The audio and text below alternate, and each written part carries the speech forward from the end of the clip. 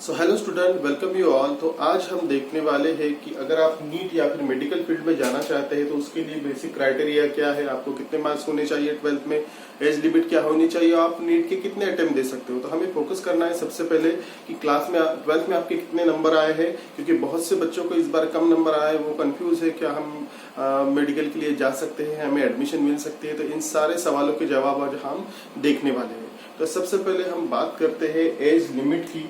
तो आप अगर नीट के लिए अपेयर होना चाहते हो, जो अभी नेक्स्ट बैच आएंगे वो बच्चे अपेयर होना चाहते हैं या फिर कुछ रिपीट भी करना चाहते हैं, तो आपको जो लोअर एज लिमिट है वो आपकी 17 ईयर मतलब 17 साल होनी चाहिए। मतलब जनवरी 1 से लेके दिसंबर 31 दिसंबर तक आपका जो बर्थडे है वो आना चाहिए। तो आपकी जो उम्र है वो 17 साल पूरी कंप्लीट होनी चाहिए। अगर अपर एज लिमिट की बात करते हैं तो ऐसी कोई एज लिमिट दी नहीं है, इसलिए जो बड़े लोग हैं वो भी अगर नीट देना चाहते हैं तो वो भी दे सकते हैं।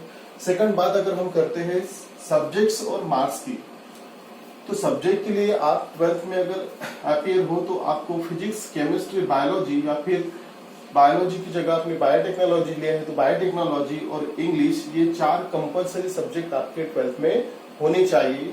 उसके बाद में इन चारों सब्जेक्ट में आपका इंडिविजुअल पास होना, इंडिविजुअल पासिंग जो है वो जरूरी है।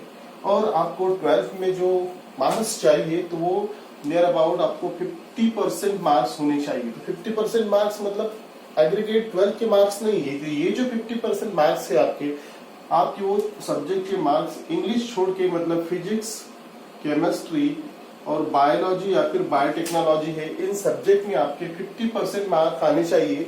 ये 50% मार्क्स अनरिजर्व कैटेगरी या फिर जो जनरल कैटेगरी के बच्चे हैं उनके लिए चाहिए। अगर उनको तीनों सब्जेक्ट में मिला के 50% मार्क्स है 12th में तो वो नीट के लिए एलिजिबल, मतलब आपको टेंशन लेने की जरूरत नहीं है। परसेंटेज कम आए हैं, लेकिन अगर आप ये क्राइटेरिया फुलफिल करते हैं, आपके लिए तीनों सब्जेक्ट में फुलफिल 50% मार्क्स है, तो now you are eligible for a medical exam और मेडिकल एडमिशन।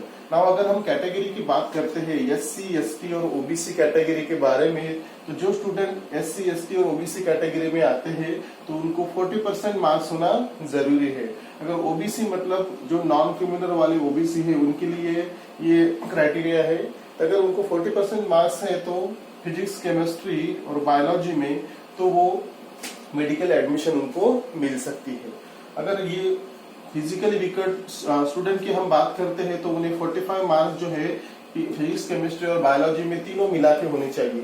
ये जो मार्क्स है ये इंडिविजुअल मार्क्स नहीं है, ये तीन सब्जेक्ट के मिला के आपके 50% या फिर कैटेगरी में 40% आपके मार्क्स आने चाहिए। अगर ये मार्क्स आपके आते हैं तो आप मेडिकल को एडमिशन ले सकते हो। तीसरी बात नीट की हम करते हैं अटेम्प्ट की। अगर कुछ बच्चों का इस बार स्कोर कम आता है और वो रिपीट करना चाहते हैं तो बेशक वो रिपीट कर सकते हैं, क्योंकि कहीं पे भी ऐसी एज लिमिट दी नहीं है अभी तक। नो एज लिमिट मतलब आप कितनी भी बार जो है नीट रिपीट करना चाहते हो तो आप रिपीट कर सकते हो।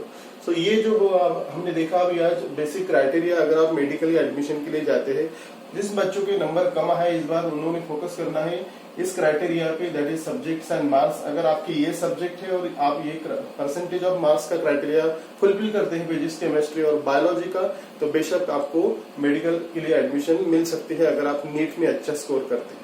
ओके, अगर आपको कोई डिफिकल्टी है तो आप मुझे कमेंट बॉक्स में डाल सकते हैं।